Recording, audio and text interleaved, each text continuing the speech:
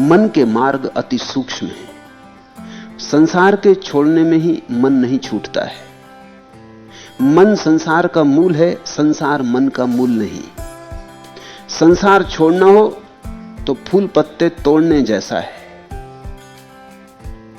और जड़ें तो इससे नष्ट नहीं होती हैं।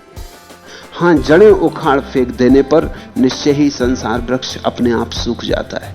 मन है जड़ संसार की, इसलिए मन से मुक्ति ही वास्तविक संन्यास है। भगवान के जातियावन नामक बिहार में विहरते समय की घटना है। कुछ भिक्षु भिक्षा पात्रों को सुंदर बनाने या वस्त्रों पर नाना बेल बूटे निकालने या नाना प्रकार की पादुकाएं रचने, उन पर पच्चीकारी करने या इसी तरह के कामों में संलग्न रहते थे। उन्हें ध्यान भावना का समय ही नहीं था, और समय भी हो तो ध्यान का तो वे जैसे विस्मरण ही कर बैठे थे। इस बात की खबर भगवान को मिली।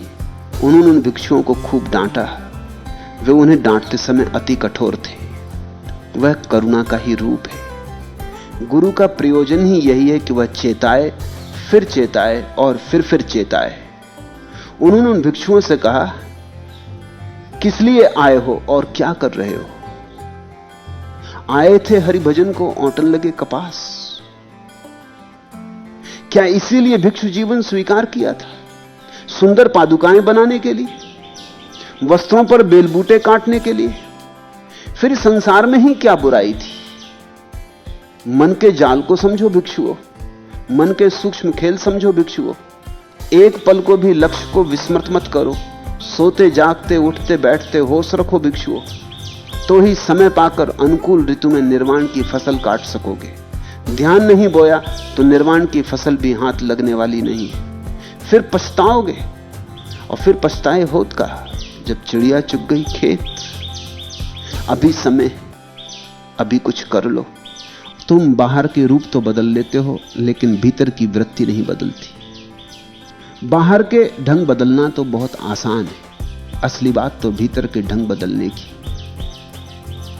इसका यह भी अर्थ नहीं कि बाहर के ढंग मत बदलो। बाहर के ढंग इसलिए बदलो ताकि भीतर के ढंग बदलने में सहारा मिले। लेकिन भूल के भी यह मत समझना कि बाहर का ढंग बदल लिया तो भीतर के ढंग अपने आप बदल गए। अब कोई भिक्षु होंगे संन्यास्त हो गए, जब संन्यास्त न हुए होंगे तो सुंदर वस्त्र पहनते होंगे, पोशाक पहनते होंगे, कीमती जूते पहनते होंगे, रास्तों पर अकड़ के चलते होंगे, इत्र खुशबुआं अपने वस्त्रों पर छिड़कते होंगे, मोहक सुंदर होने की चेष्टा करते होंगे। संन्यास्त हो गए, लेकिन अब भी चेष्टा जारी है, नए ढंग से जारी है।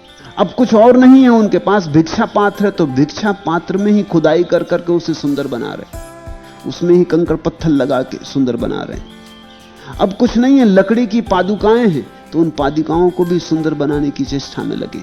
अब कुछ बचे नहीं, 3 चीवर हैं, 3 वस्त्र हैं, मगर उन पर भी कसीदा तो किया ही जा सकता है, उनको भी सुंदर तो बनाया ही जा सकता है। वो पुराना मन अभी भी पीछा कर रहा है।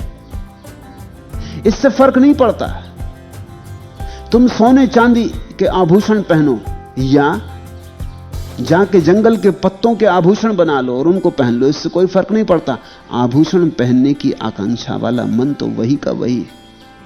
मैं मोहक दिखूं, ये वासना क्यों पैदा होती? ये इसलिए पैदा होती कि कोई मुझे मोहक जाने, कोई मुझ में आकर्षित हो, कोई मुझ में आसक्त हो, कोई मुझे पाने योग्य चाहने योग्य माने। तो इसका अर्थ साफ है कि तुम किसी को पाने में लगे हो, तुम किसी को अपने में उलझाने में लगे हो। संसार में तो ठीक है कि तुम बन संवर के निकलते हो रास्ते पर, लेकिन भिक्षु बन संवर के निकले तो फिर बात गलत हो गई। बात इसलिए गलत हो गई कि भिक्षु होने का अर्थ ही यही था कि अब मुझे और आसक्ति के जाल नहीं फैलाने, बहुत हो चुका। मैंने देख लिया कि आसक्ति से सिवाय दुख के कुछ भी नहीं मिलता है। तब मुझ में कोई आसक्त हो इसका मैं कोई योजना ना करूंगा।